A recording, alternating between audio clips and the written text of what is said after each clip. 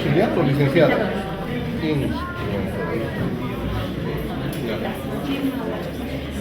Este es el seminario Mitos y Realidades del VIH en Cirugía. Vamos a invitar en primera instancia para la inauguración de este evento a la doctora Carola Valencia Rivero, coordinadora nacional del programa ITS VIH-Sida y hepatitis virales del Ministerio de Salud.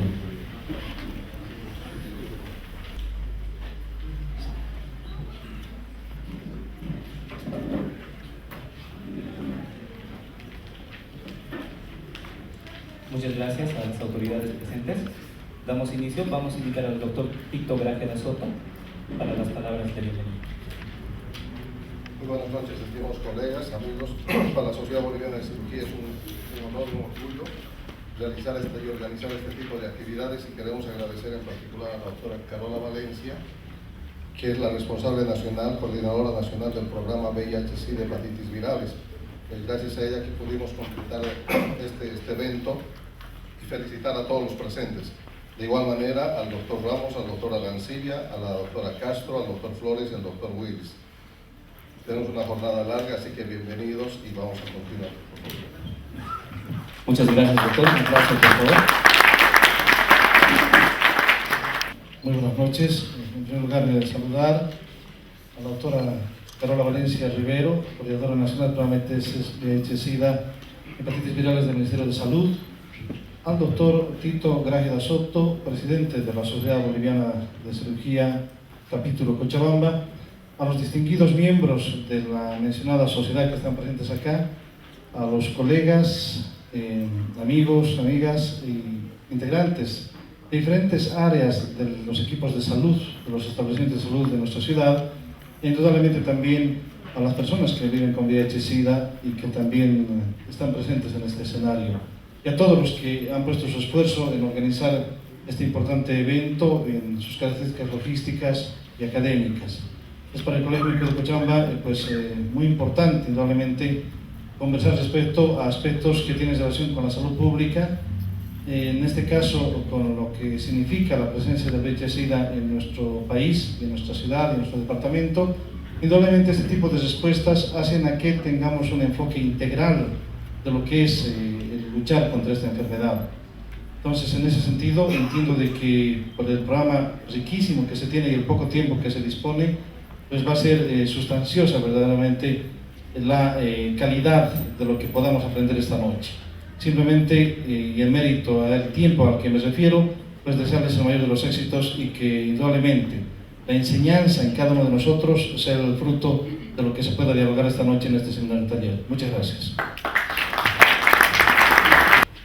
Muy buenas noches, queridos colegas, presidente del Colegio Departamental de Médicos, al presidente de la Sociedad Boliviana de Cirugía, al doctor Tito Grajeda, a ustedes, distinguidos colegas. Permítanme iniciar esta intervención con dos reflexiones muy interesantes que a lo largo también de mi vida estudiantil me ha llamado mucho la atención, y que Einstein lo menciona en varias de sus obras. Una de ellas hace referencia al conocimiento, y dice: el conocimiento es sabiduría, el conocimiento es fortaleza, el conocimiento es capacidad, pero por sobre todo el conocimiento es poder. Asimismo, hace referencia a una reflexión muy interesante que la hemos mencionado en diferentes oportunidades. Dice: nadie sabe tanto que no pueda aprender, ni tampoco que no pueda enseñar.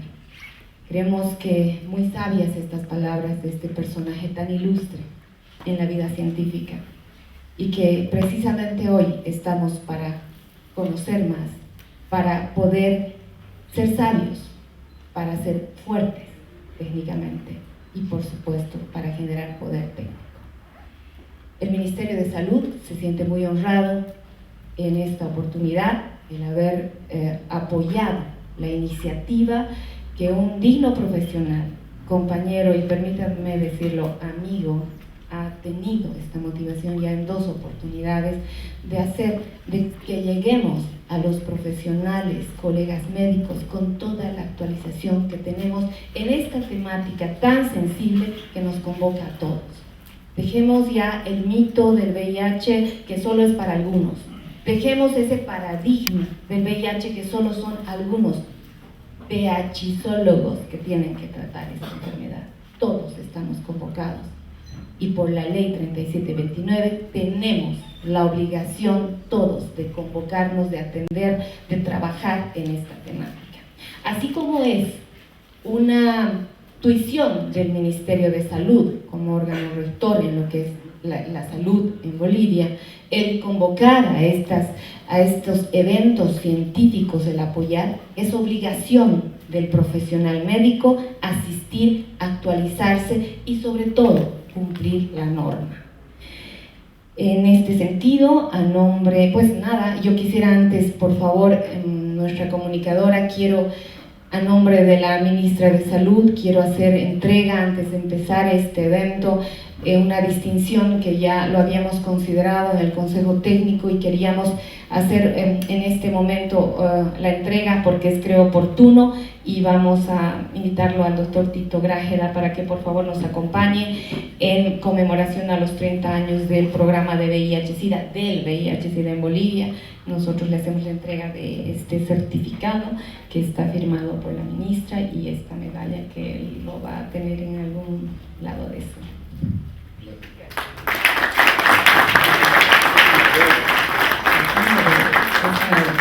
gracias. No quiero antes empezar sin mencionar que tenemos una talla muy prestigiosa de profesionales que nos acompañan. Quiero hacer mención a una profesional digna, representante a nivel nacional e internacional en lo que es la temática de VIH-Sida, una profesional infectóloga, yo me atrevo a decir que además es una de las mejores del país, que ha acompañado el programa a lo largo de estos años, es miembro honorífico del programa del Comité Farmacoterapéutico Nacional, la doctora Rosario Castro. Muchas gracias, doctora Castro, un aplauso para ella. Asimismo, quiero hacer referencia a dos profesionales importantes en el departamento de Santa Cruz que hoy nos van a acompañar, el doctor Oliver Alancilla y el doctor René Wills. Muchas gracias, doctores, por darnos su tiempo y estar con nosotros presentes en este evento de tanto nivel científico.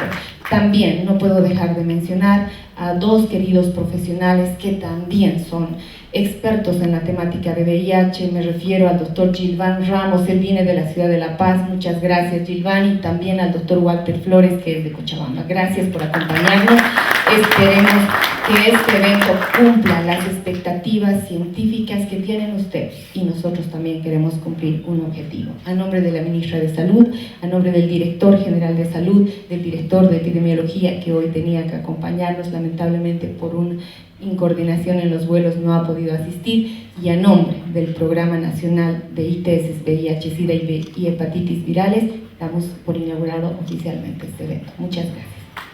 Bueno, ustedes ya tienen la agenda de los temas que vamos a desarrollar en este día. Están separados en 3 capítulos. El primer capítulo pretende mostrarles a ustedes la normativa que se tiene para la prevención, la atención y el tratamiento del VIH-Sida. En un segundo capítulo vamos a hacer una presentación de algunos casos clínicos para poder discutirlos y pensarlos con ustedes. Y en una tercera parte vamos a establecer algunas conclusiones y recomendaciones que nos parecen. Entonces, con el primer tema, abordaje del VIH desde una perspectiva general, donde vamos a tocar el tema de historia del VIH-Sida, difusión y expansión, y el perfil epidemiológico nacional. El doctor Gilván Ramos Mercado, por favor.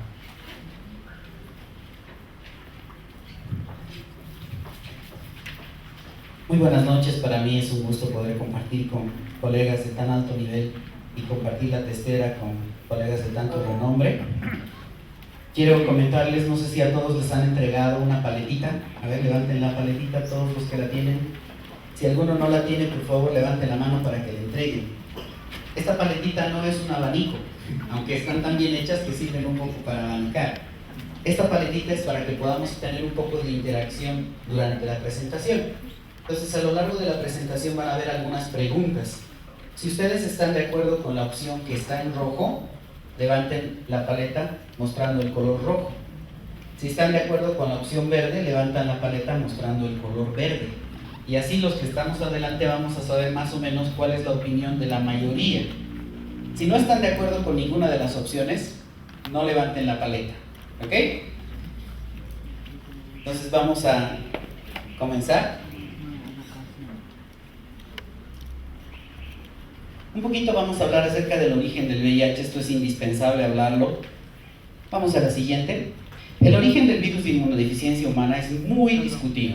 Seguramente ustedes han escuchado algunas teorías. Algunos dicen que ha sido creado en laboratorio con fines genocidas, han debido escuchar eso. Han creado para matar a las poblaciones, para controlar el crecimiento poblacional, porque tienen bronca contra los países tercermundistas. Opinión, unita más Freddy, por favor. Si ustedes creen que ha sido creado con fines genocidas, por favor levanten el rojo. Y los que creen que ha sido creado por la industria farmacéutica, el verde. Sin miedo. Hay varios que creen que ha sido creado por la farmacéutica, algunos con fines genocidas, y la mayoría no cree ninguna de las dos. Vamos a la siguiente, por favor. El virus en realidad es una antropozoonosis, ¿no es cierto? El VIH. ¿Qué quiere decir esto? Es una enfermedad que ha pasado del animal al ser humano. Ha venido del virus de inmunodeficiencia del simio. Ha pasado del simio al ser humano. Y acá tenemos un chimpancé que se está haciendo una pregunta que seguramente todos nos hacemos. ¿Cómo se ha producido la transmisión? ¿Cómo es que el virus ha pasado del simio al ser humano?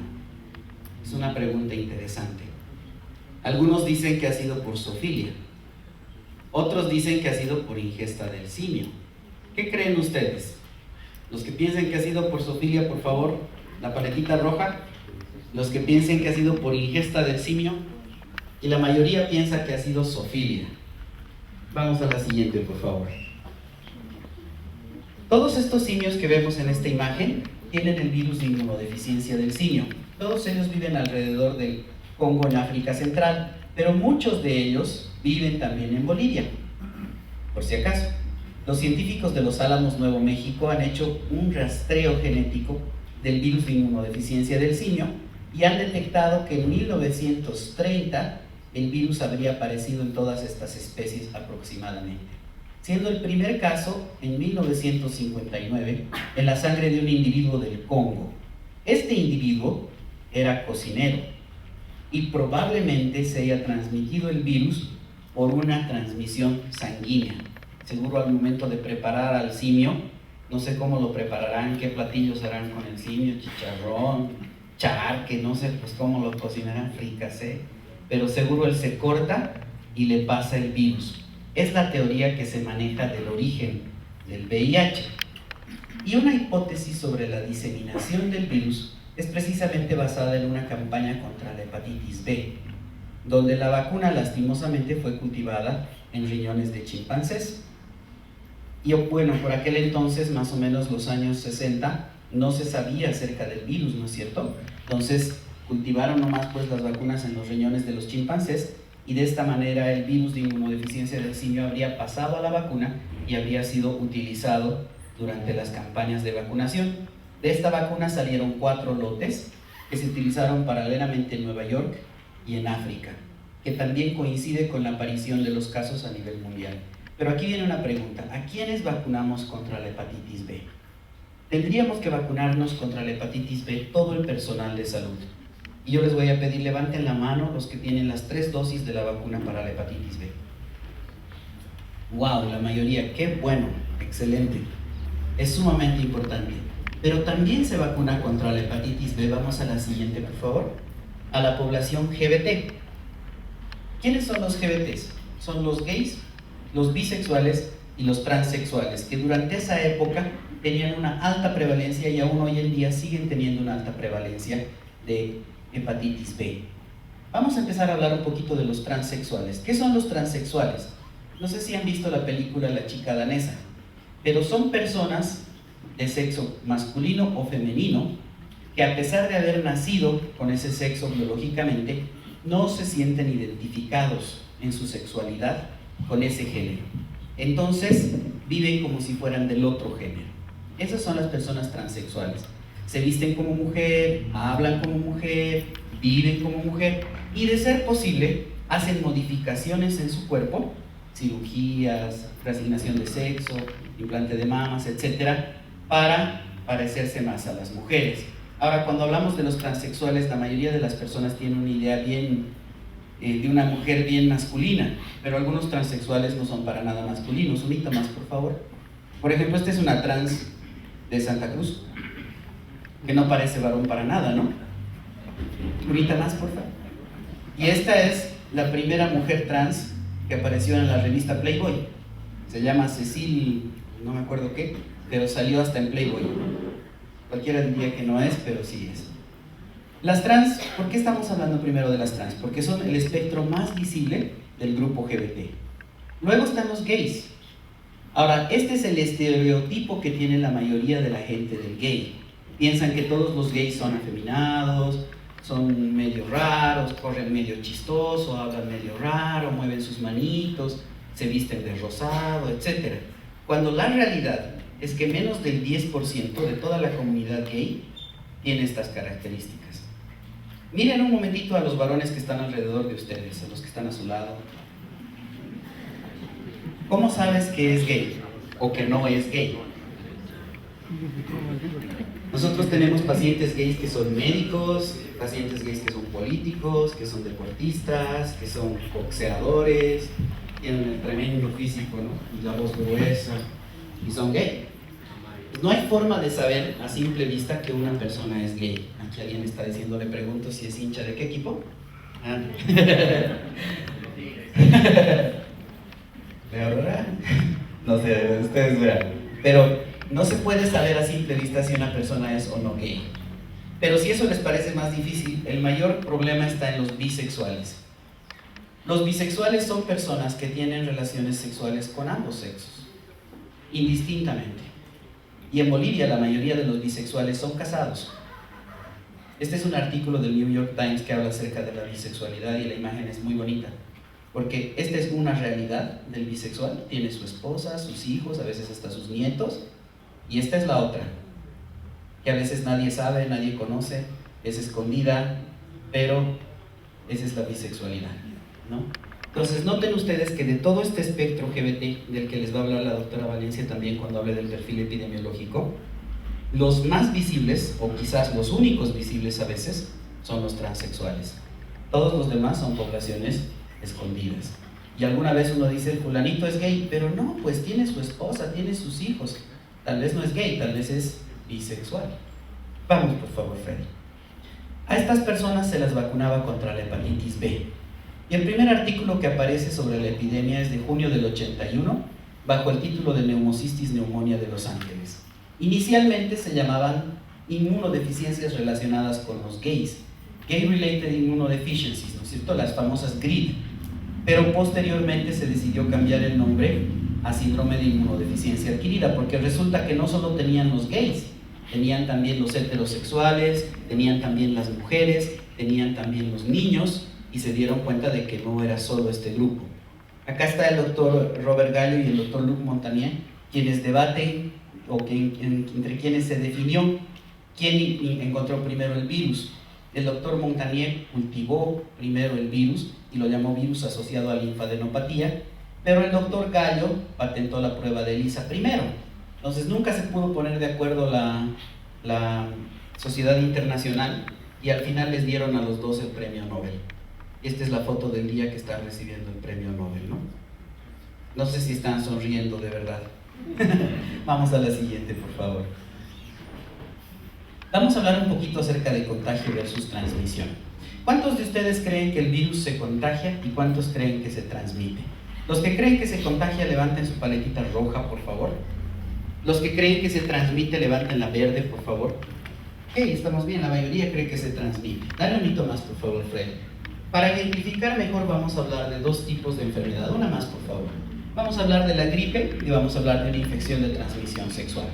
Uno más, por favor. Noten ustedes que la gripe es una enfermedad contagiosa. Es inconsciente. Tú le preguntas al paciente, ¿dónde usted se ha contagiado gripe? Ni idea, ¿no es cierto?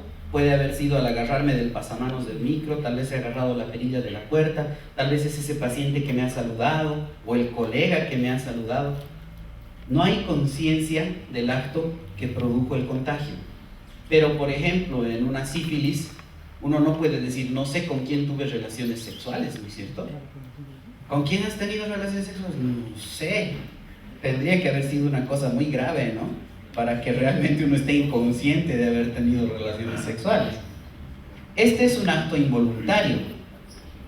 La persona no busca, simplemente se contagia.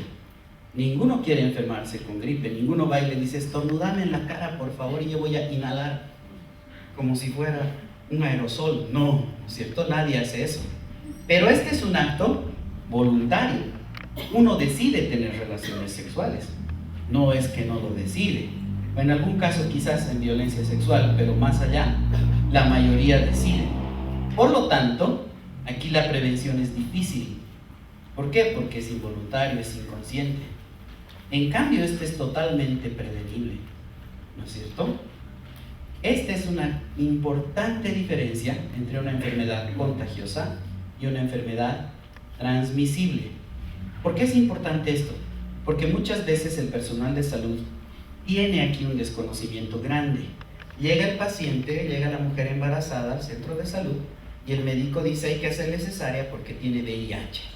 Y todos gritan, ay no, doctor, no le interne, nos vamos a contagiar. Error, no nos vamos a contagiar. El hecho de que la paciente esté internada no tiene riesgo para nadie.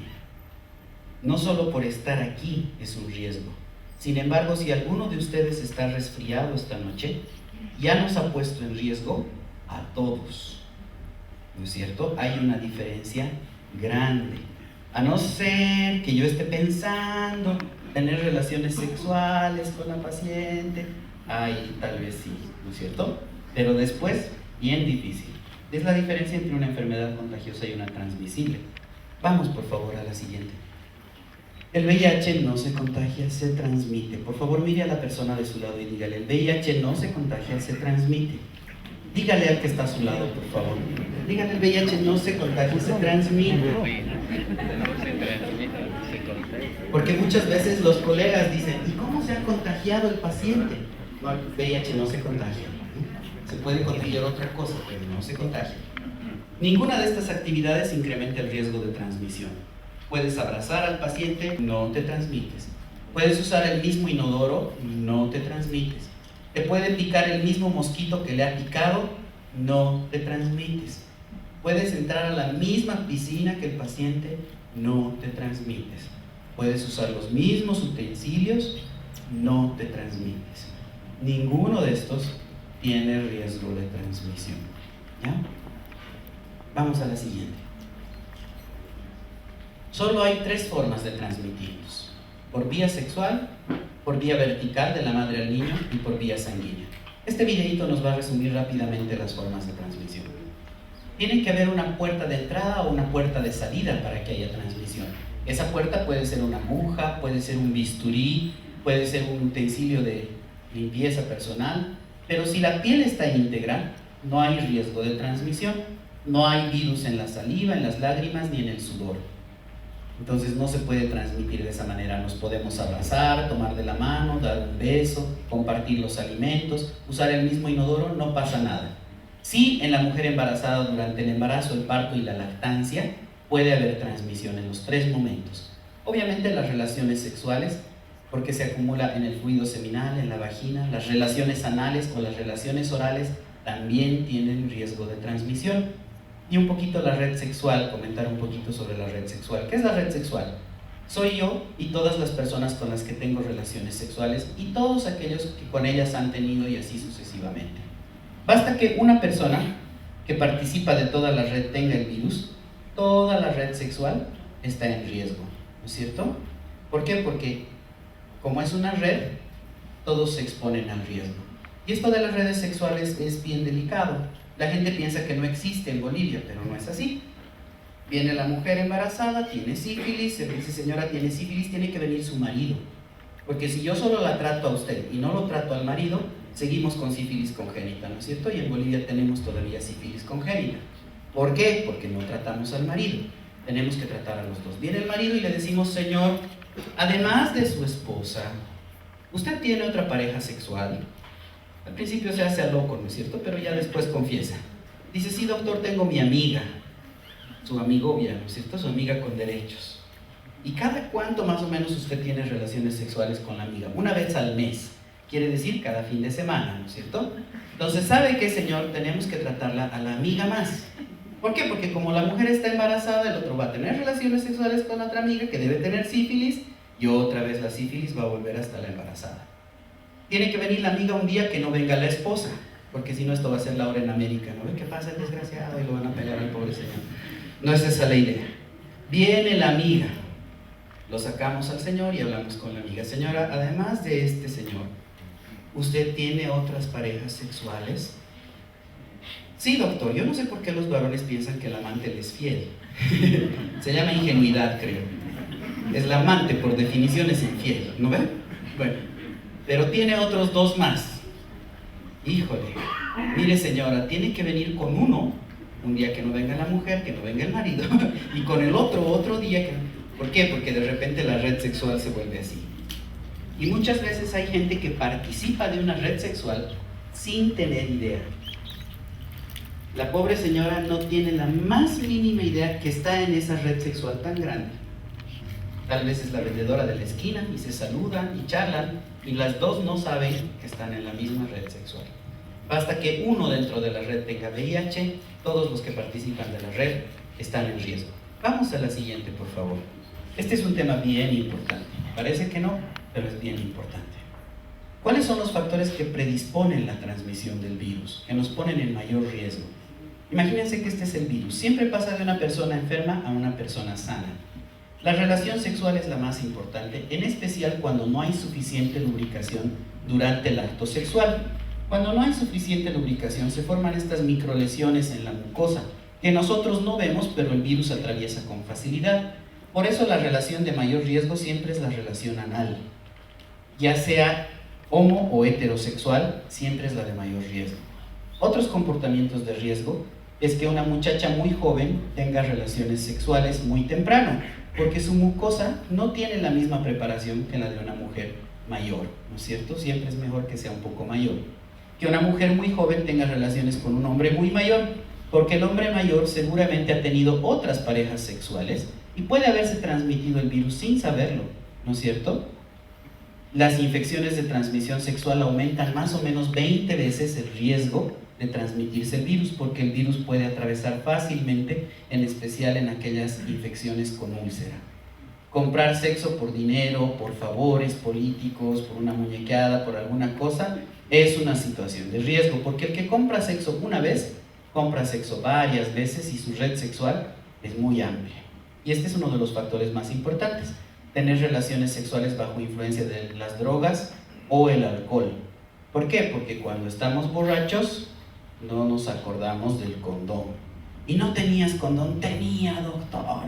¿Dónde está en mi chamarra? Y ahí sigue. ¿Por qué? Borracho estaba, no me acuerdo, ¿no ves? La excusa para todo. Por eso digo yo, a veces tal vez no es que realmente todos los actos sexuales son conscientes, ¿no? Algunos de borrachos pueden tener relaciones sexuales y ni se acuerdan al día siguiente, ¿no?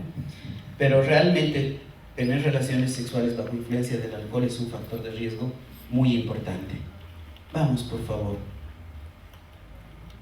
Ahora vamos a continuar con el perfil epidemiológico.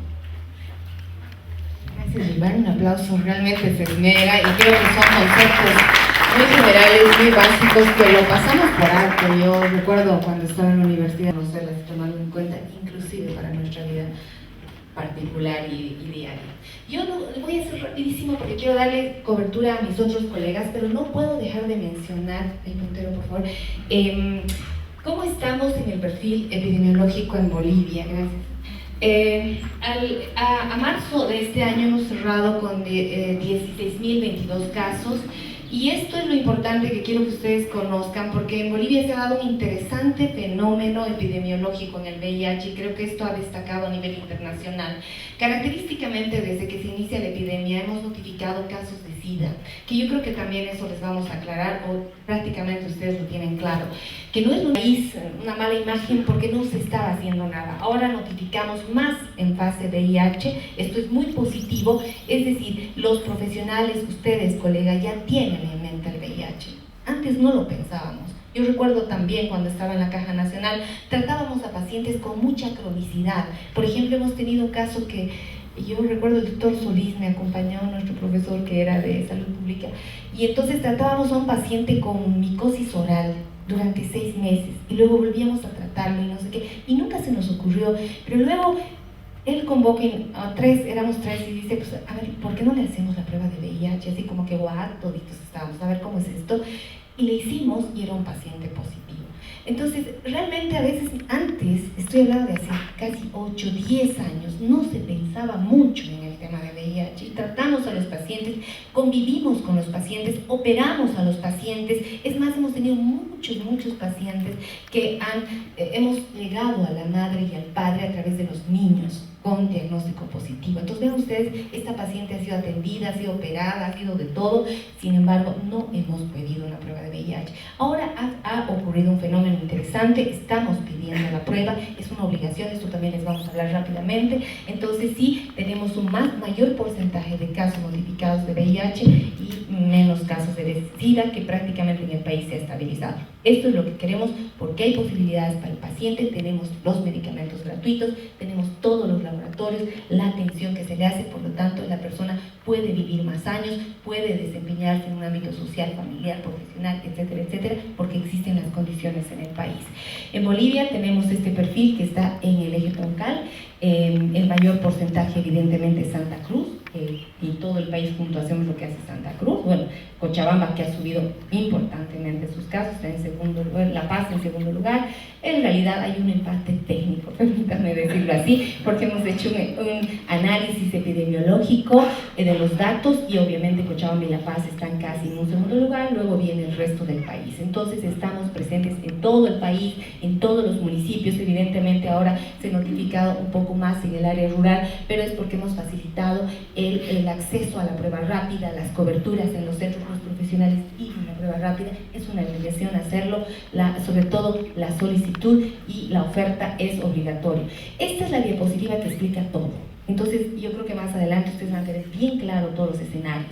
La forma de transmisión más importante en el país, el 97%, es por vía sexual. Entonces por eso entenderán que hay muchas estrategias que estamos trabajando fuertemente, impulsando, rompiendo estigmas, por ejemplo acerca del condón, que queremos que se difunda, estamos trabajando con colegios, etcétera, etcétera, porque queremos que se posesione el condón como el método más efectivo para la prevención, precisamente por esto, porque el 97% es por relaciones sexuales. Hemos logrado de alguna manera controlar la transmisión parenteral o sanguínea con este tema de la sangre segura, etcétera, etcétera, y luego la transmisión materno-infantil, que estamos con un 2% y que estamos también como objetivo del milenio buscando de que erradiquemos la transmisión madre-niño como lo ha hecho Cuba, porque no lo podemos hacer en el país, pero para esto necesitamos el compromiso y toda la responsabilidad que tiene que tener todo el personal de salud.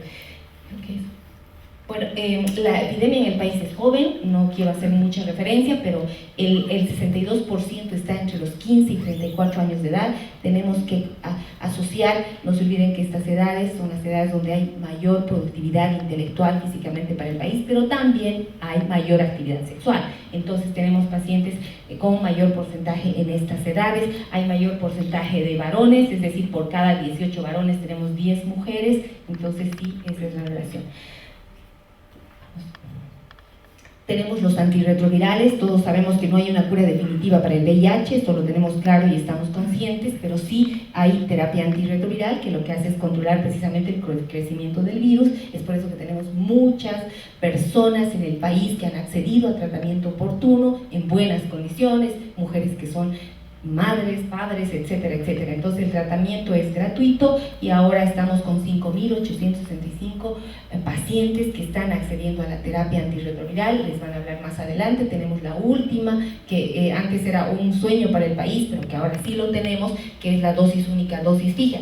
era complejo también, se estigmatizaba el tema de VIH y el tratamiento que nadie quería tratar, porque todos derivan, ¿no es cierto? Y no es solo en Cochabamba, sino en el país se hacen estas derivaciones. De tercer nivel se deriva al CDVIR, que son nuestros centros de vigilancia y referencia a nivel departamental, porque ellos son los expertos en el manejo. No es cierto, ahora es simple el manejo, todos pueden manejar y prácticamente se ha simplificado con esto de la dosis única, dosis fija. Es una tableta una vez al día que puede manejarlo cualquier colega. Muchísimas gracias. Siguiente. Tenemos aquí un videito bien corto. Esta parte va a haber muchos videos. Este es bien cortito y nos va a explicar a grosso modo qué es. Estas son nuestras células CD4, ¿no es cierto? Los que nos defienden de todos los patógenos. Lo que hace el virus es que precisamente viene a destruir nuestro sistema de defensas. Entonces cualquier patógeno puede invadirnos con mucha facilidad y la mayoría puede causarnos enfermedades graves e incluso la muerte. Una persona con VIH puede estar asintomática mucho tiempo, pero eventualmente va a enfermar gravemente y va a morir. Vamos un hito más. En este otro podemos ver el virus, algunas cositas, la GP120, la GP41. No se olviden que es un retrovirus, que tiene RNA. Vamos a la siguiente, y en este videito vamos a entender mucho más fácilmente cómo funciona. Imagínense que este es el virus, y estos son todos los pasos que necesita para replicarse el virus, para multiplicarse dentro de nuestro organismo. Acá en su membrana externa el virus tiene unas proteínas que lo atraen al linfocito CD4, precisamente son los receptores, ¿no es cierto? El linfocito está demorado en este video, en esta animación. Este linfocito tiene aquí en su membrana celular estas bolitas que parecen un rosario. Este es el CD4. Y estos son correceptores, estos que parecen para poner la pelota de golf, ¿no es cierto? Las copitas de golf. El virus tiene esta proteína que veíamos hace rato, que es la GP120, y esta que es la GP41, ¿no es cierto? Que parece un rosario igual. Estas son las proteínas que se van a ir a enlazar con los CD4, con los receptores. Todo esto es química, ¿no es verdad? Aquí está el receptor enlazándose con el CD4 y con ayuda de los correceptores se produce el enlace real, ¿no? En ese momento la GP41 se desdobla y se inserta en la membrana plasmática del linfocito CD4. Una vez que se ha insertado en esta membrana, la GP41 va a empezar a rotar sobre su propio eje. Por así decirlo, se va a torcelanar, se va a hacer un cordel y va a lograr la fusión de las dos membranas. Este tema de la fusión de las dos membranas es clave para la infección del VIH, ¿no? Entonces se fusionan las dos membranas y el virus deposita su nucleocápside al interior del citoplasma. ¿Qué hay en la nucleocápside? El RNA, está la integrasa, que es una enzima, la proteasa, que es otra enzima, y la transcriptasa reversa o la transcriptasa inversa, que es la enzima que le confiere al virus la capacidad de replicarse. Esta transcriptasa reversa tiene dos sitios de acción muy importantes. Entonces, lo que va a suceder acá es que la hebra de RNA va a pasar por el primer sitio y se va a acoplar para formar lo que se llama el RNA monomérico o la monocadena de DNA. Era RNA y ahora se ha vuelto una cadena de DNA que vuelve a pasar por la transcriptasa y forma lo que llamamos el DNA proviral. Esto ya es DNA pero del virus. Entonces la integrasa hace los cortes que necesita el DNA para integrarse al núcleo, 3', 5', los que se acuerdan un poco de genética, e integra esta información del virus en el núcleo del linfocito TCD4. El momento que se integra, como los seres humanos reparamos nuestro genoma, se incorpora completamente. Ese momento ya está todo listo. Esta información ya no es del linfocito, sino del virus. Entonces viene el RNA mensajero, se produce la transcripción, ¿y esto qué va a ir a producir? Va a ir a producir productos virales, ¿no? Porque ya es información del virus que está ahí. Viene a los ribosomas, donde se producen péptidos, polipéptidos, proteínas para el virus. Pero estas proteínas al virus, así como están, no le sirven. Tienen que tener ciertos cortes. Ahí es donde entra la proteasa, que hace esos cortes específicos y produce proteínas funcionales. Cuando ya tiene sus proteínas funcionales, el virus empaca su RNA, empaca sus enzimas, arma la nucleocápside nuevamente y sale de la célula por un proceso que se llama gemación. Sale inmadura a la circulación, pero en cuestión de horas este virus en la circulación va a madurar y va a infectar otra célula. Esto que acabamos de ver se produce billones de veces por día. El linfocito se vuelve una fábrica de virus.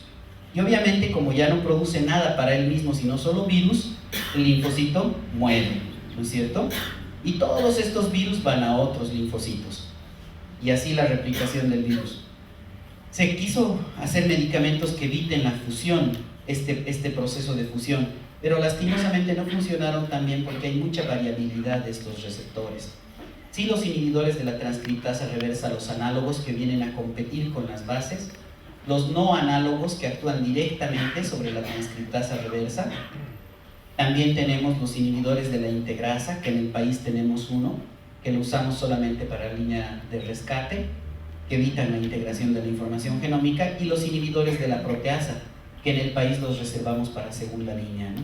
Que evitan que la proteasa haga esos cortes. No hay cortes, no hay proteínas. ¿Qué pasa cuando el paciente toma terapia antirretroviral?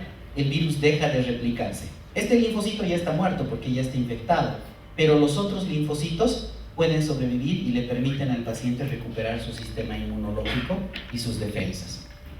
Un poquito de la clínica del VIH. ¿El VIH será sintomático o asintomático? ¿Qué creen ustedes? Los que creen que el VIH es sintomático, levanten la paleta roja, por favor.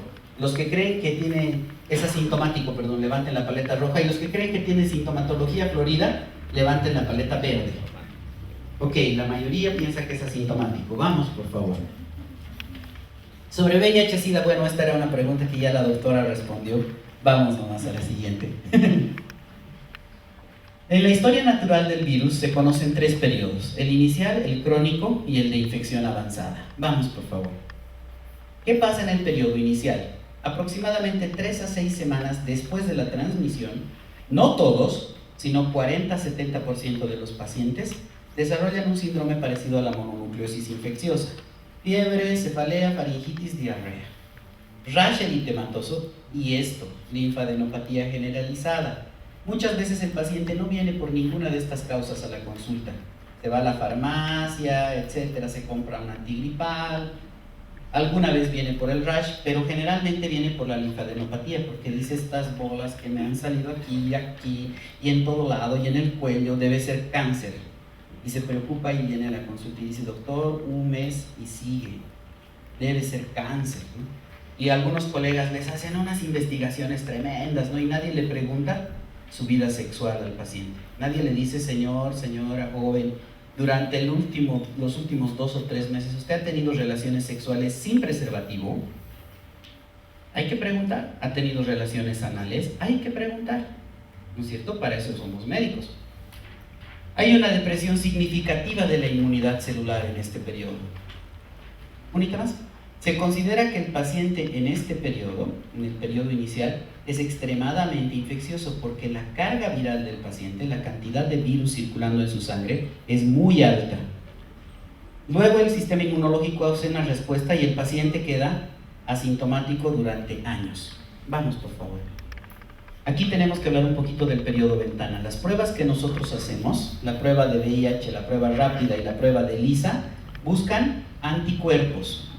Los anticuerpos demoran hasta 3 meses en formarse. Miren, aquí están los antígenos, ha ingresado el virus y recién después de 1 a 3 meses empiezan a aparecer los anticuerpos.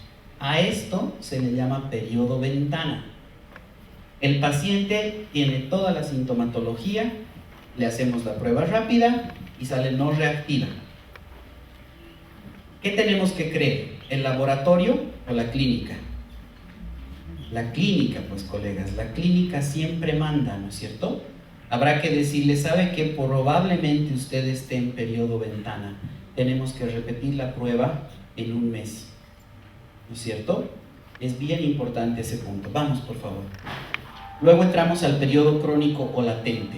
Es entre la infección y la fase avanzada o fase SIDA. ¿Cuánto tiempo? Más o menos 7 a 8 años demora el paciente. 7 a 8 años esa persona no tiene ningún síntoma.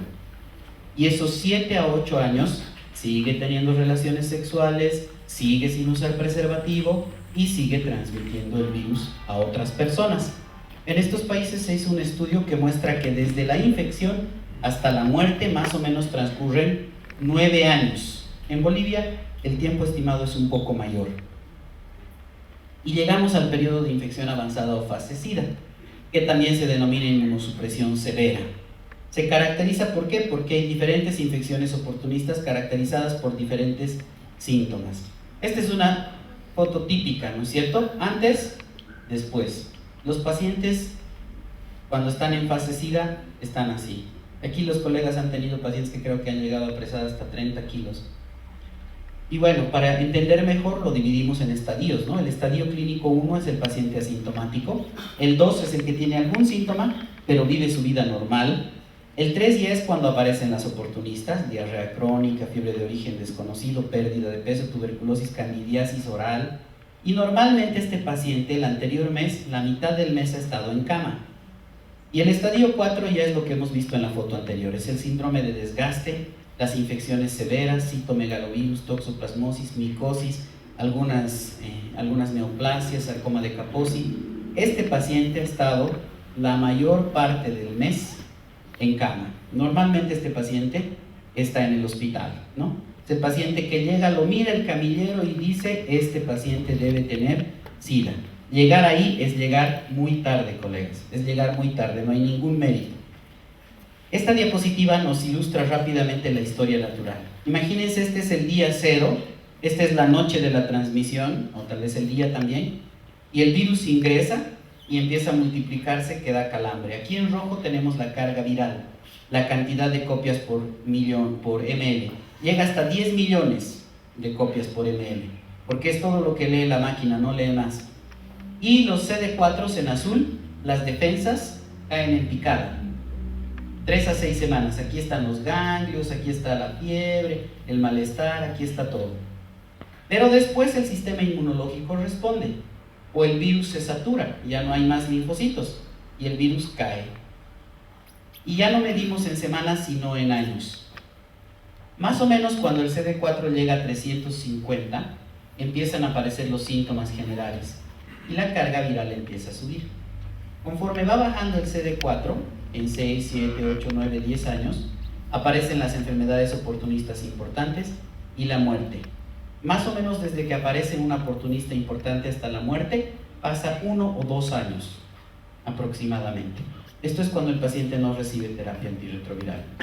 La supervivencia aproximada es de 9 años, con un margen de 8 a 11 años si no se les da tratamiento.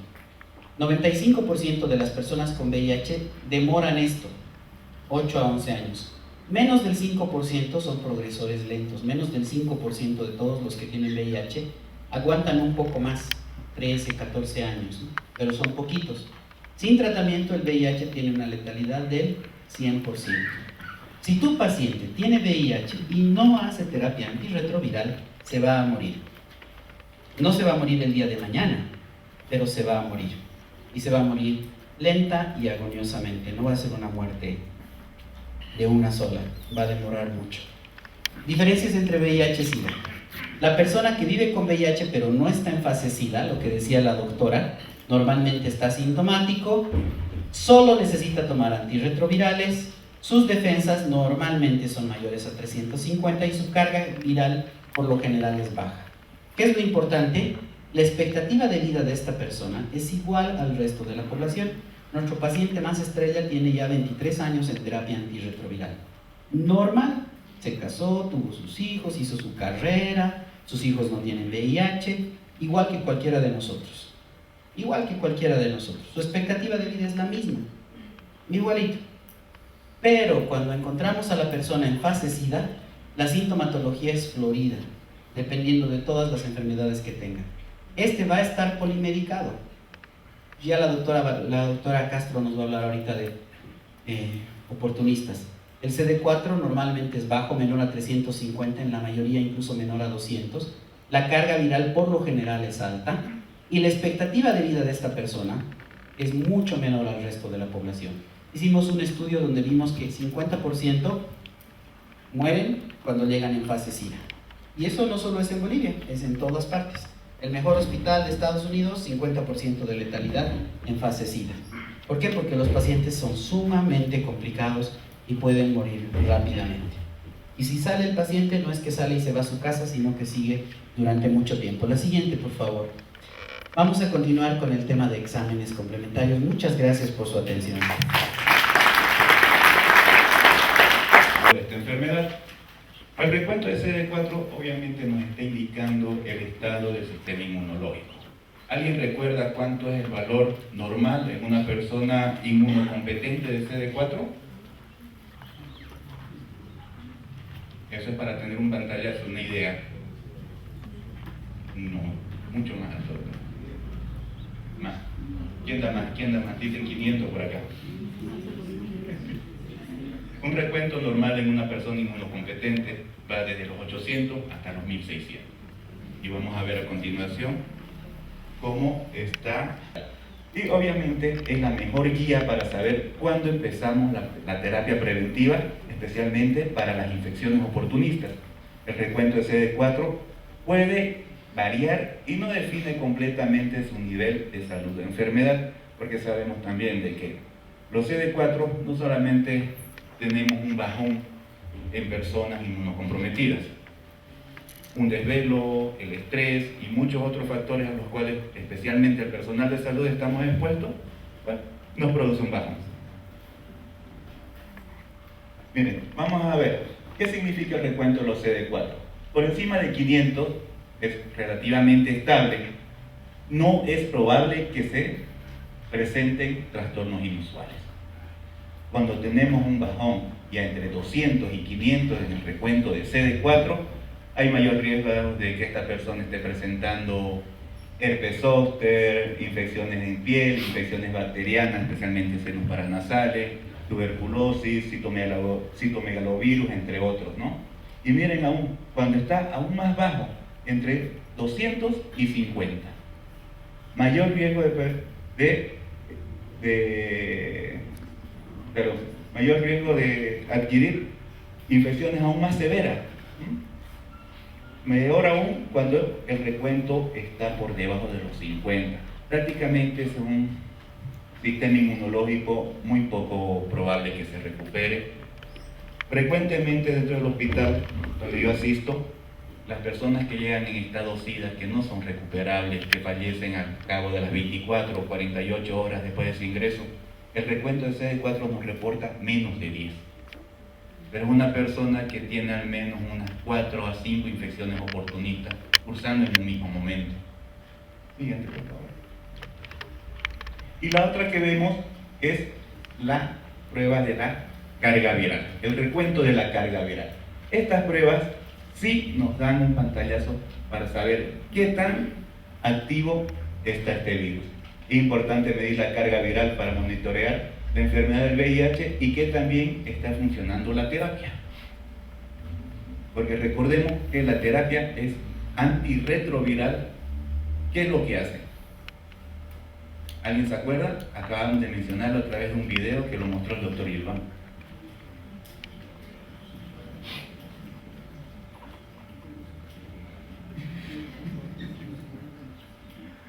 ¿Verdad que la terapia antirretroviral ayuda a que haya más linfocitos CD4? No, ¿no es cierto? Recordemos, la terapia antirretroviral inhibe la replicación viral. De esta manera el linfocito CD4 da un respiro para poder multiplicarse. Entonces nos da un pantallazo para saber cómo está funcionando la terapia, que más adelante vamos a ver en otro estudio que también estamos pidiendo. Los cambios en las cargas virales suelen suceder más rápido que los cambios en los linfocitos CD4. Podemos medir cada 3 meses, cada 6 meses, solicitando estas pruebas. En un corto periodo de tiempo vamos a ver que si tenemos una carga viral aproximadamente de 100.000 copias, al cabo de 3 meses, esta carga viral ya pudiera ser incluso hasta indetectable. Pero no así el recuento del linfocito CD4. El linfocito CD4 puede permanecer bajo durante mucho tiempo o tal vez durante el resto de la vida de este individuo. Siguiente, por favor. ¿Cómo interpretamos los resultados de la carga viral? Miren, una carga viral por debajo de 10.000 copias, por lo general lo consideramos bajo, y o estable, bajo, ¿no es cierto? Y una carga por encima de los 100.000, obviamente lo consideramos alto. Una carga viral baja, estable o en disminución se considera obviamente buena, de que estamos controlando la infección. Y obviamente una carga viral alta o en aumento requiere de atención y es un indicador de que la terapia antirretroviral no nos está funcionando bien, ¿no es cierto? Las cargas virales indetectables no quieren decir, que esto quede bastante claro, de que el VIH haya desaparecido. Simplemente es que está presente en cantidades muy pequeñas para ser detectadas por la prueba. Nuestros equipos están regulados, por lo menos en Santa Cruz, para detectar tan solo hasta 40 copias. Menos de 40 ya tenemos el resultado de indetectable. Siguiente, por favor. La tercera prueba que pedimos es la genotipificación. Esto está reservado solamente para algunos pacientes, no lo hacemos de rutina como la carga viral y el CD4, que eso es para todos los pacientes. Esta prueba consiste en comparar con un virus silvestre, o sea, un virus no resistente, ¿ya? Establecemos las diferencias o mutaciones presentes relacionadas con uno de los medicamentos antirretrovirales disponibles, especialmente con aquellos que el paciente esté utilizando como esquema actual. Determinamos la efectividad de cada uno de estos dichos medicamentos que podría llegar a obtener con esta variedad específica del virus. ¿Cómo es? Como yo se los propongo cuando hago este tipo de capacitaciones, especialmente a mis médicos internos del hospital, para entenderle mejor al proceso del genotipaje. Yo se los pongo como que es una especie de un cultivo más antibiograma. Es algo más fácil y más sencillo de comprenderlo. Todos sabemos cómo funciona eso, ¿no es cierto? Tenemos el causal, tenemos los fármacos que pueden hacerle frente y nos quedamos obviamente con aquellos que nos estén funcionando. Es un procedimiento en que se obtiene la secuencia de información genética y nos permite revisar si existen mutaciones en la información del virus. Obviamente, cuando tenemos, el doctor Gilván Ramos hace rato decía de que el proceso de la multiplicación viral sucede miles de veces por hora o por día. No tan solo el virus puede mutar debido a los fármacos antirretrovirales, también puede mutar por la velocidad en la cual se está multiplicando. ¿Ya? Siguiente, por favor. Y vamos a ver cuáles son los criterios para el genotipaje actualmente que está manejando el programa nacional. En adultos es todo paciente con falla terapéutica definida como un incremento en la carga viral mayor a 1000 copias confirmado por lo menos en 2 cargas virales. Estos estudios los repetimos cada 6 meses. Y si tenemos un bajón en CD4, que a continuación lo vamos a ver, no nos llama tanto la atención como si es que tuviéramos un incremento de la carga viral. Porque la carga viral es el mejor indicador de saber cómo está yendo la terapia. Entonces, después o al menos de 24 semanas con tratamiento de segunda línea, vamos a ver el tratamiento. Después vamos a ver el tratamiento y van a tener un mejor pantallazo. En los niños, debemos realizar a todo niño con VIH en quien se sospeche de transmisión vertical, cuya madre recibió profilaxis o estaba en tratamiento con antirretrovirales durante el embarazo. Esos son los protocolos para el genotipaje actualmente dentro de Bolivia.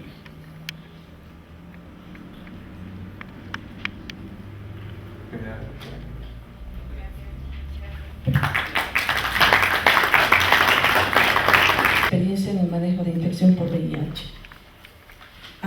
Para hablar de tratamiento antirretroviral, por ahí recordar lo que ya se ha dicho, en el año 1981 en realidad se diagnostican los primeros casos de una enfermedad hasta entonces desconocida. Hechos importantes a destacar, ya 2 años de estas primeras descripciones en realidad, se identifica el agente responsable de esta nueva patología, que es el virus de la inmunodeficiencia humana.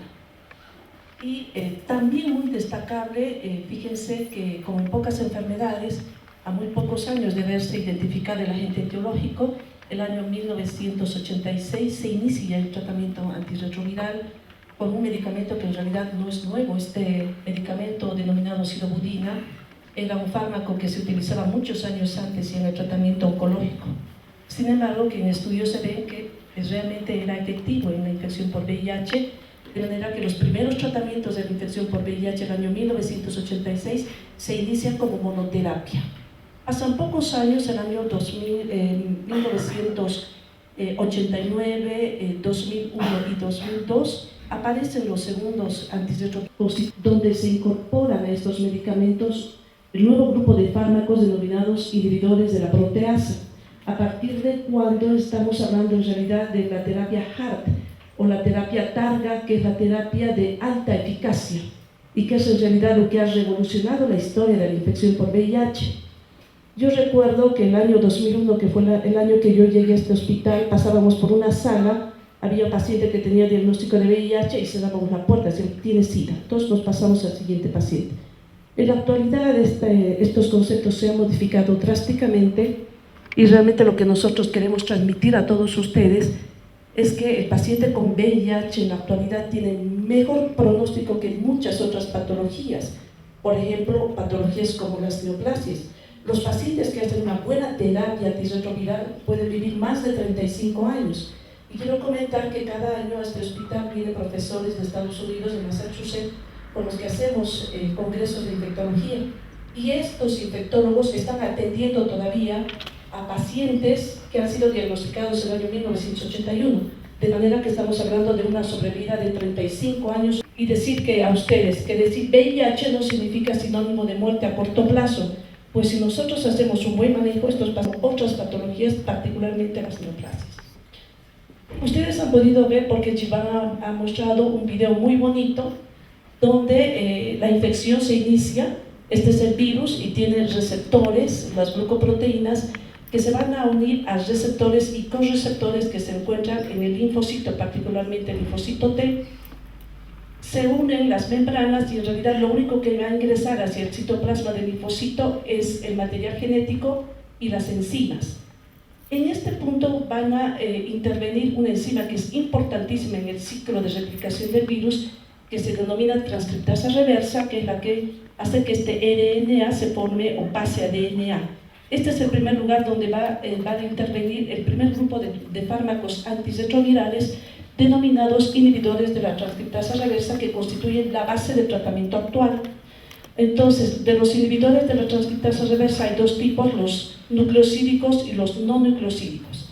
El otro grupo importante de fármacos antirretrovirales y con los que nosotros contamos en este momento en el programa y en Bolivia constituyen los inhibidores de la proteasa. También en el video muy bonito se les ha mostrado que hay largas proteínas que deben ser cortadas con una especie de tijera por una enzima denominada proteasa, y es a este nivel donde van a intervenir los fármacos inhibidores de proteasa que en Bolivia estamos utilizando como fármacos de segunda línea.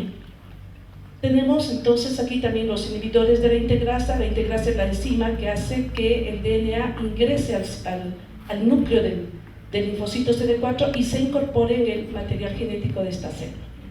Aquí estamos los inhibidores de fusión y finalmente los inhibidores de los correceptores, que son los 6 grupos de fármacos antirretrovirales con los que actualmente se cuenta en el mundo. Siguiente, por favor.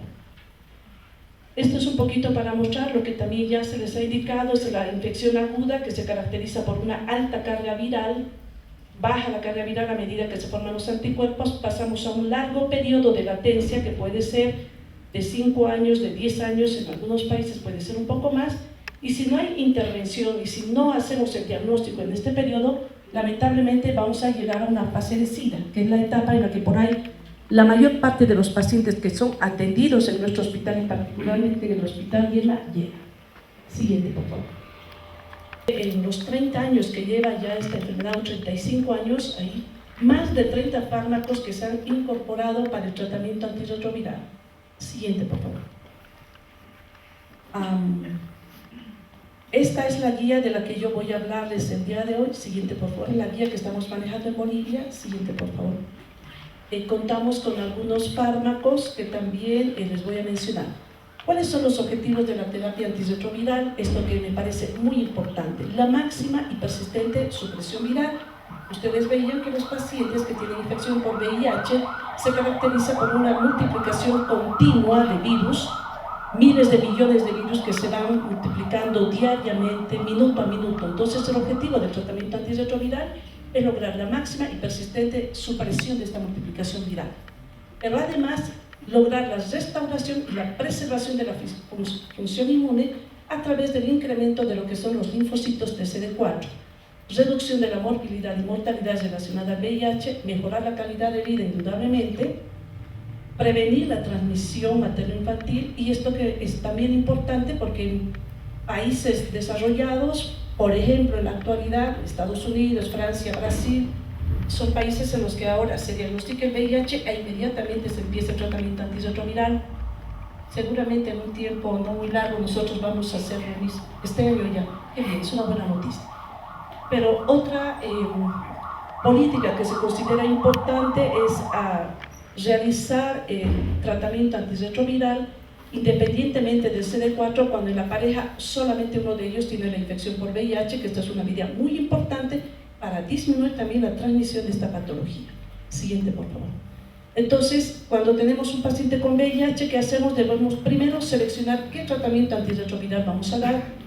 Hay que hacer un uso racional de la terapia y esto que es importante, lograr la adherencia. Siguiente, por favor.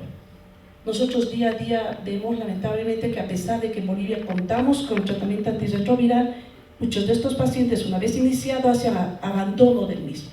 Entonces hay que considerar algunas situaciones. Primero, evaluar el estadio clínico del paciente. Todavía no es que nosotros hacemos el diagnóstico e iniciamos, sino que hay parámetros que nosotros tomamos en cuenta, particularmente lo que es el recuento de CD4. En Bolivia iniciamos tratamiento antirretroviral en aquel paciente que tiene un recuento de CD4 por debajo de 500. Esto entonces evaluamos el grado de inmunodeficiencia, la progresión de la enfermedad a través de la determinación de carga viral, y también esto es importante tomar en cuenta el riesgo y beneficio por las reacciones adversas que tiene este tratamiento, evaluar la comorbilidad y esto que es importante, la aceptación del paciente. Siguiente, por favor. Bueno, entonces hacemos una evaluación clínica del paciente. Si determinamos la presencia de enfermedades oportunistas, la prioridad va a ser primero tratar la enfermedad oportunista y seguramente en un segundo tiempo recién hacer tratamiento de antirretroviral. Siguiente, por favor. Entonces, seguramente ustedes ya se han familiarizado. Para nosotros viene un paciente, hacemos el diagnóstico de infección por VIH y pedimos como un hemograma recuento de CD4 inmediatamente y la carga viral. Y eso nos va a permitir tomar la decisión. Entonces, hay que tomar en cuenta aspectos clínicos, por ejemplo, en qué estadio está. Si el paciente está en estadio asintomático o tiene linfadenopatía persistente, todavía no iniciamos tratamiento. Siguiente, por favor. Hay que tomar en cuenta todas estas manifestaciones y esto es una larga lista de 26 enfermedades a partir de cuando nosotros decimos este paciente tiene síndrome de inmunodeficiencia adquirida. Entonces es importante hacer la determinación de recuento de CD4. Yo les decía, menos de 500 CD4 el paciente tiene que iniciar. Y esto también ha sufrido modificaciones. Los primeros años nosotros esperábamos que el paciente tenga un CD4 por debajo de 200. Después pasamos a 350, actualmente menos de 500 y en poco plazo todo paciente que tiene infección por VIH va a recibir tratamiento. Entonces, la determinación del recuento de CD4 nos va a permitir tomar decisiones. Primero, si debo iniciar el tratamiento, pero por otra parte me permite también ver la respuesta del paciente a este tratamiento. Siguiente, por favor. La carga viral, entonces, también ya hemos dicho que hacemos rutinariamente. En realidad no se toma en cuenta, sin embargo, cuando la carga viral está entre 50.000 a 100.000, es un dato más que va a favor para el inicio del tratamiento. Siguiente.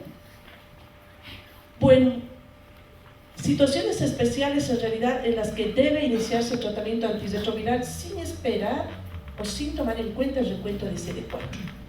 Toda mujer embarazada que tiene infección por VIH se debe iniciar la terapia antirretroviral a partir de las 14 semanas.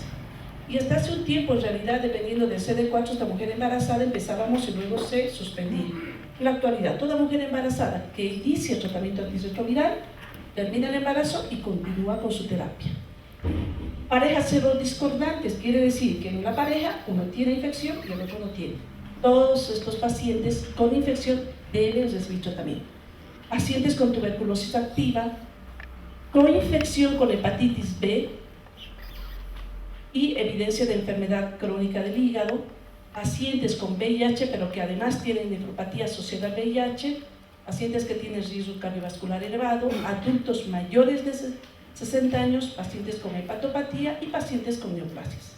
Entonces, todos estos pacientes deben iniciar el tratamiento independientemente de CD4. Bueno, esto me parece importante, esos son los fármacos con los que nosotros contamos en Bolivia. Y debo decir una cosa muy positiva, realmente para mí también es un gusto, doctora Valencia, trabajar en el programa VIH porque creo que es uno de los programas que más avances ha tenido y creo que ningún paciente puede quejarse ahora de que no tiene tratamiento o abandonado porque ha habido falta de antirretroviral, porque esta no es una realidad. Estos son los fármacos con los que nosotros hacemos diferentes combinaciones. Siguiente, por favor. Una cosa importante de manera general quiero decirles que en infección por VIH no existe la monoterapia, tampoco existe la biterapia, existe la triterapia. Y hasta hace un tiempo, por ahí, era muy difícil el tratamiento antirretroviral porque eran 5 medicamentos, 10, a veces 15 medicamentos que debían tomar diferentes, en ayunas, con el almuerzo a medianoche, y realmente era muy difícil.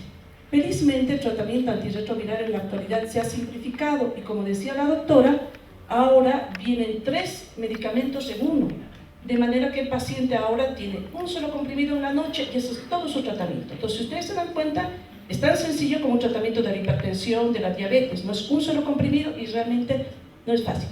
El esquema que estamos utilizando en prácticamente todos los pacientes para inicio es esto que tiene la abreviatura para nosotros de TEN, ¿no? Que es una combinación de tenofovir, efavirenz, lamivudina.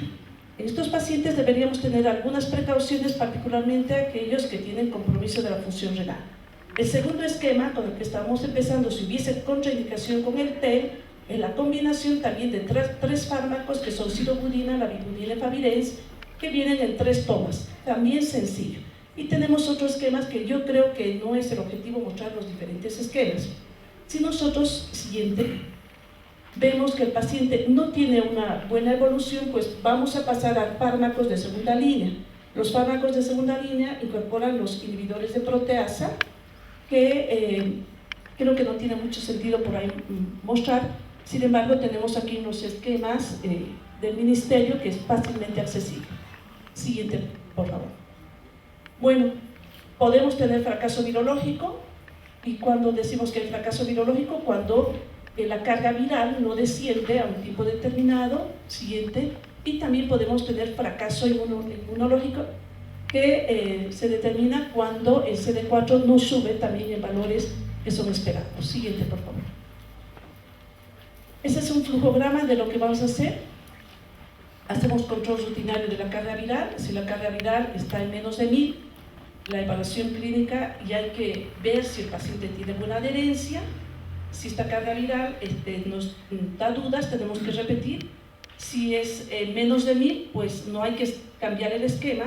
Y si esta carga viral es de más de 1000 copias por mililitro, primero debemos asegurar que el paciente tenga buena adherencia, y si es así, pues estamos seguramente pensando que hay un fracaso virológico e inmunológico y tenemos que cambiar a fármacos de segunda línea. Siguiente, por favor. Bueno, siguiente. Muy rápidamente, yo creo que todos están cansados, les voy a hablar de lo que son las enfermedades oportunistas que más frecuentemente ven.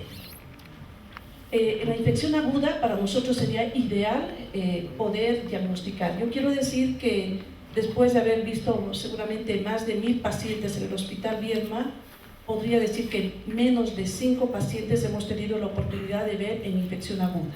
Realmente es poco frecuente ver al paciente de infección aguda, la mayor parte viene en esta etapa que para nosotros es tardía, ¿no? Aquí estamos hablando ya del síndrome de inmunodeficiencia. Lo ideal sería que nosotros hagamos el diagnóstico, mejor si está en la etapa de primera infección, pero bueno, por lo menos en la etapa de latencia. Cuando ya estamos en fase de SIDA es mucho más complejo, pero no imposible la recuperación.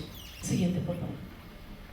Bueno, ya les hemos dicho, hay una primera fase, que es la fase aguda, la fase asintomática o con pocos síntomas, y la fase final, que es la fase de SIDA. Siguiente, por favor. Por ahí muchos hemos visto pacientes que vienen con esta candidiasis oral, pero seguramente en el hospital estamos muy familiarizados, y cualquiera que ve a este paciente lo primero que va a pensar que puede tener o tiene una inmunosupresión severa. Entonces aquí no hay que pensar mucho, no hay que tener miedo, hay que pedir el VIH, ¿no? Y pues este paciente seguramente tiene un CD4 menos de 200, menos de 100. Y en algunos lugares donde no se puede hacer el recuento de CD4 carga viral, como nosotros diariamente podemos hacer en la Facultad de Medicina, yo veo a un paciente con esto y estoy autorizado a iniciar tratamiento antirretroviral por ahí, independientemente de tener su CD4. Siguiente, por favor. Todos estos son pacientes del Hospital Piedra. Igual, esta es una paciente con una candidiasis, fíjense, la candidiasis pseudomembranosa, que para nosotros más del 90% de pacientes presentan esta manifestación. Siguiente, por favor. Aquí esta es una lesión, parece una candidiasis, pero en realidad es una leucoplasia oral vellosa, son lesiones blanquecinas que se presentan en el borde de la lengua. Siguiente, por favor. Otra cosa que debería llamarnos la atención, ¿no? El herpes zóster es frecuente en pacientes inmunocomprometidos, pero en pacientes jóvenes que vienen con estas lesiones, un paciente joven que vino, lo vimos, vino con el herpes, muchos médicos simplemente le dan el tratamiento, pero deberíamos investigar. Y hemos tenido sorpresas porque pacientes en los que hemos pedido la prueba rápida y el ELISA, pues tienen su prueba positiva. Entonces la localización de herpes zóster puede ser diferente. Fíjense, aquí está el abdomen, aquí tienen otra localización. Entonces, ojo, siguiente. Si bien es cierto, siguiente, por favor, que estas no son enfermedades marcadoras de SIDA todavía, sí son enfermedades marcadoras de inmunosupresión, y que para nosotros lo ideal sería llegar al diagnóstico ya cuando estamos viendo a este paciente. Este igual es un paciente que tiene una lesión, que es una leucoplasia oral vellosa. Siguiente, por favor. El compromiso cutáneo en los pacientes con infección por VIH es también muy frecuente. Esta es una micosis superficial en una paciente que además tenía candidiasis oral, que además estaba embarazada y pues lamentablemente falleció porque era una paciente que tuvo una muy mala adherencia y después de tener su hijo que fue negativo, falleció. La dermatitis seborreica que no responde al tratamiento también es muy frecuente, así que ojo, tenemos que tomar en cuenta esto. Siguiente. El compromiso del aparato respiratorio. La neumonía por Pneumocystis jirovesi, ustedes han escuchado al principio, Pneumocystis jirovesi es un hongo que por ahí todos nosotros hemos estado en contacto y hemos controlado la infección. Sin embargo, esta neumonía o este hongo es particularmente grave en pacientes con infección por VIH que se presenta con enfermedad avanzada y te va a dar un cuadro que se caracteriza por disnea progresiva, taquipnea, hipoxemia y una radiografía con un infiltrado bilateral intersticial. Pacientes muchas veces requieren asistencia respiratoria. Nosotros manejamos terapia intensiva en el servicio de infectología. Los pacientes entran al ventilador y felizmente muchos salen y están vivos ahora. Siguiente, por favor. El diagnóstico de estos pacientes es dificultoso porque no tenemos métodos de diagnóstico. Lo ideal sería hacer una inmunofluorescencia. Sin embargo, no contamos y la mayor parte de las veces el tratamiento hacemos empíricamente y es un tratamiento no muy difícil porque hacemos con trimetroprima sulfametoxazol. Siguiente, por favor. Indudablemente la patología que es más frecuente, la enfermedad marcadora más frecuente en el paciente con SIDA en nuestro medio es la tuberculosis. Como Bolivia es un país endémico de tuberculosis, la tuberculosis tiene una alta tendencia de reactivarse en el paciente inmunocomprometido. Siguiente, por favor. La tuberculosis en el paciente con VIH tiene una presentación clínica diferente. Si en la población general el 85% de pacientes que tienen tuberculosis pulmonar, en el paciente que tiene infección con VIH, el 85% tiene una forma de presentación más bien extrapulmonar.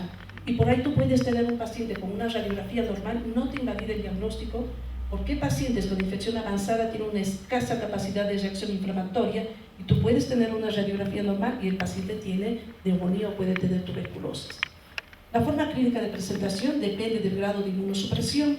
Si los CD4 están por encima de 350, igual que en la población general. Si los CD4 están por debajo de 350, tenemos infección diseminada, que afecta más de un órgano, tenemos el cerebro, el pulmón, tenemos peritoneal, meningia. Siguiente, por favor. Entonces, para nosotros por ahí es muy frecuente encontrar pacientes que llegan en este estado, ¿no? Inmunosupresión severa. En este momento en el servicio de infectología tenemos, por ejemplo, 10 pacientes internados con infección por VIH, de los cuales 4 tienen criptococosis meningia, 3 tienen tuberculosis en diferentes localizaciones. De manera que la tuberculosis para nosotros es muy frecuente y el diagnóstico también se ve dificultado porque la expectoración no tiene el mismo rendimiento que para la población general. Esto que decíamos, la localización extrapulmonar, los infiltrados difusos, adenopatías ciliares. Siguiente, por favor. Esto, después, en realidad, entre las extrapulmonares, la tuberculosis ganglionar para nosotros es muy frecuente. El día de hoy, por ejemplo, viene un paciente exactamente en estas condiciones. Este es un conglomerado de ganglios que se ponen fluctuantes y que no es difícil el diagnóstico porque lo que se hace es una punción y en este caso sacamos una muestra para hacer una tinción de Ciel-Dice y el diagnóstico es relativamente sencillo y hacemos el tratamiento. Todos los pacientes que tienen tuberculosis siempre deben ir para cultivo de coche. Siguiente, por favor. Este es otro paciente, fíjense, aquí por ahí no necesitamos pedir biopsia, pero cuando hemos solicitado biopsia en el hospital, felizmente los doctores nos los hacen, gracias doctores cirujanos, ha costado, pero ahora sí ya nos ayudan. Y bueno, el compromiso del tracto gastrointestinal, siguiente, definitivamente la mayor parte de los pacientes vienen con manifestaciones del tubo digestivo. Esta es una candidiasis esofágica, el paciente se queja de disfagia. También puede coincidir con una candidiasis oral, hay un dolor retroesternal y esta es una enfermedad marcadora de SIDA. O sea, los pacientes van a la endoscopia, encuentran esto y felizmente los colegas gastroenterólogos ya saben que cuando encuentran una candidiasis esofágica deben pensar en SIDA y pues le piden una prueba y se hace el diagnóstico. Siguiente, por favor. Bueno, la diarrea es la causa más frecuente de consulta. El paciente muchas veces va muchos meses o años, ¿no? Tiene diarrea, le diagnostican amebiasis, le diagnostican fiebre tifoidea, giardiasis y no se les ocurre años pedir una prueba para VIH. Y el paciente llega en este estado. Hemos tenido pacientes adultos que pesaban 20 kilos. Entonces, quiero decirles que en este estado es realmente difícil la recuperación, no imposible, porque muchos de estos pacientes están ahora caminando, trabajando, etcétera, etcétera, ¿no? Entonces, estos pacientes que tienen esta enfermedad requieren una prueba especial, que es un examen coproparasitológico con tinción de 100 Nielsen, porque en un coproparasitológico común no viene el diagnóstico. Siguiente, por favor. Igual que la criptosporidiasis, la histosporidiasis, este también es un protozoo que es causa de diarrea crónica, de pérdida de peso y pues causa de internación. Siguiente, por favor. Obviamente vienen también con trastornos hidroelectrolíticos. Los pacientes que tienen infección por VIH tienen un riesgo incrementado de cáncer. Los que vemos más frecuentemente son los pacientes que tienen sarcoma de Kaposi, ¿no? Pero también tenemos linfomas y tenemos cáncer anal, particularmente en pacientes homosexuales, ¿no? Fíjense, este es un paciente que tiene linfoma. También todos estos casitos son casos del Hospital Viedma. Siguiente, por favor. Y también ustedes pueden ver una úlcera profunda, siguiente, o un linfoma de Hodgkin. Finalmente, vamos a hablar de lo que es el compromiso del sistema nervioso. El virus del VIH es un virus neurotropo, es decir, tiene una gran afinidad por el sistema nervioso, de manera que a pocas horas de haber ingresado al organismo, este virus ya se encuentra en el sistema nervioso. Una cosa que hemos aprendido, y también felizmente los médicos y colegas del Hospital Viedma ven, es que pacientes jóvenes que vienen con compromiso neurológico deben pedir la prueba para VIH, porque ¿qué es lo que vemos? Patologías que pueden ser infecciosas o pueden ser neoplásicas. La toxoplasmosis cerebral es seguramente una de las más frecuentes y en realidad es una reactivación de una infección previa. Cursan con déficit motor, puede haber convulsiones, déficit motor, y son pacientes que habitualmente tienen un CD4 por debajo de 200. Siguiente, por favor. Entonces, fíjense, los hallazgos de la tomografía son estas: múltiples lesiones localizadas en diferentes regiones que refuerzan con el medio de contraste. Hacemos la serología para toxoplasma y este paciente tiene serología positiva. Lo ideal sería hacer una biopsia, pero claro que no es posible. Entonces nosotros hacemos un tratamiento triasociado con sulfas más pirimetamina, y quiero decirles que muchos de ellos evolucionan bien y se pueden ir caminando. Siguiente, por favor. Esto que me parece importante comentarles a ustedes, porque no es frecuente y seguramente en el Hospital Viedma es el que mejor experiencia tiene. Pacientes que tienen enfermedad de Chagas latente o crónica, cuando llegan a un estado de inmunosupresión severa, estamos hablando de menos de 100 CD4, reactivan el Chagas a nivel de cerebro. Entonces, ¿qué es lo que vemos? Encefalitis. Aquí vemos una sola lesión, pero fíjense, aquí este es un chaboma que tiene lesiones, 3 lesiones grandes, y cuando se hace la punción y el líquido cefalorraquídeo se ven en múltiples tripomastigotes. De manera que el año pasado hemos tenido 3 de esos pacientes, hay que incorporar en el diagnóstico diferencial. Y definitivamente una patología que a nosotros nos preocupa, porque este año, en los primeros 4 meses, hemos visto 6 casos, que es la criptococosis. ¿Qué es esta patología? Esta es una micosis sistémica profunda. ¿Dónde está este hongo criptococo? Está en las heces de las palomas. Y lo que produce en realidad ingresa por vía inhalatoria, y cuando el paciente tiene un recuento de CD4 por debajo de 200, da lugar a un cuadro de meningitis o meningoencefalitis. El diagnóstico de esta patología no es difícil. Se toma el líquido cefalorraquídeo y se hace con tinta china. Es una prueba fácil, sencilla, económica, que se puede hacer en cualquier laboratorio, y haces el diagnóstico. En este momento yo les decía, tenemos 4 pacientes con criptococosis meningia en el servicio de infectología. Siguiente, por favor. Bueno, conclusiones. Las enfermedades marcadoras frecuentes en nuestro medio, y creo que en la mayor parte de los países, comprometen el tubo digestivo con diarrea crónica. La reactivación de la tuberculosis es frecuente y se observan también las formas extrapulmonares. Y esto que decía, el VIH es un virus neurotropo, y el compromiso del sistema nervioso también se puede observar como lesiones focales y difusas. Creo que el mensaje más importante para mí es decir, si bien es cierto, la doctora mostraba la estadística de que felizmente en Bolivia hay más casos de infección por VIH y no SIDA, lo que nosotros vemos en los hospitales es más SIDA. En realidad, claro, si no tuviesen SIDA, el paciente no llegara. Y pues la idea es que todos pensemos en esta patología y hagamos un diagnóstico mucho más precoz para evitar de llegar a estas situaciones. De todas maneras, quiero comentarles que gran parte de estos pacientes que yo les he mostrado salen de la enfermedad oportunista y todavía pueden tener muy buena sobrevida. Muchas gracias.